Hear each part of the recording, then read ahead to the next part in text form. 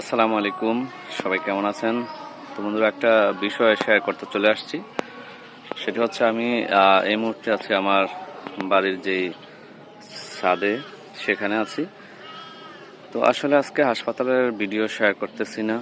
তো তার মধ্যে যেহেতু আমি দৈনিক আপনাদের সামনে ভিডিওগুলো আমার শেয়ার করি, তো সেক্ষেত্রে একটা ভিডিও আপনাদের জন্য শেয়ার করলাম। সেটি হচ্ছে আজকে আমি হাসপাতালে একটা লাইভ করেছিলাম দুপুরে, কিন্তু আসলে লাইভে যে বিষয়টা দেখানোর দরকার ছিল সেটি আসলে আমি দেখাই না। আর না দেখানোর কারণ হচ্ছে আসলে ভিডিওর ভিতরে যদি আমি সে বিষয়টা দেখাই তাহলে হয়তো আপনাদের অনেকেই বিষয়টা ভালোভাবে নেবেন না। সেটি হচ্ছে আসলে একটা ফ্যামিলি সিএনজিতে যাচ্ছিল, মা এবং ছেলে সহ, তারা বাবা সহ তিনজন।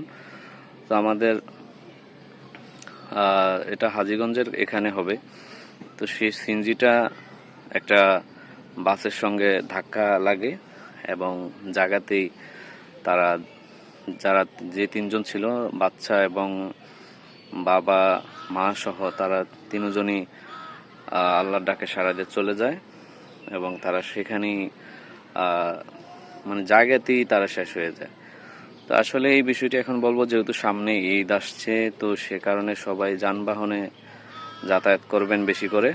কিন্তু একটা বিষয় খেয়াল রাখবেন, অতিরিক্ত হুড়োহুড়ি, তাড়াতাড়ি বা গাড়ি চালক যদি অনেক বেশি স্পিডে গাড়ি চালায় তাহলে সেটাকেও আপনারা রুখে দিবেন এবং দেখে শুনে চালানোর জন্য বলবেন।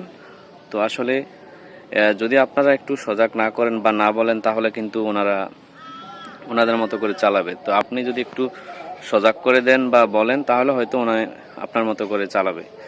তো আমরা যদি, যারা যাত্রী, আমরা যদি ড্রাইভারকে অনুরোধ করি বা বলি যে আপনি আসলে অত দ্রুত গতিতে গাড়ি চালাবেন না বা দেখে শুনে চালাবেন, বা ড্রাইভার আসলে কেমন সেটা আমরা জানি না, কিন্তু গাড়িতে ওঠার পর আমরা বলতে পারি যে আসলে আপনারা এই বিষয়টি এভাবে করতে পারেন, এইভাবে করলে একটু দেখে শুনে চালালে, আমরা যাত্রীরা অনেক মানুষ আপনার উপরেই নির্ভর করে আমরা গাড়িতে উঠছি। তো এগুলো আর কি। তা আসলে এই ঈদে কিন্তু অনেক লোকজন বিভিন্নভাবে গাড়ি ঘোড়ায় করে যাতায়াত করবে। তো একটু সতর্ক না হলে যে কোনো সময় যে কোনো ধরনের ঘটনাগুলো ঘটতে পারে।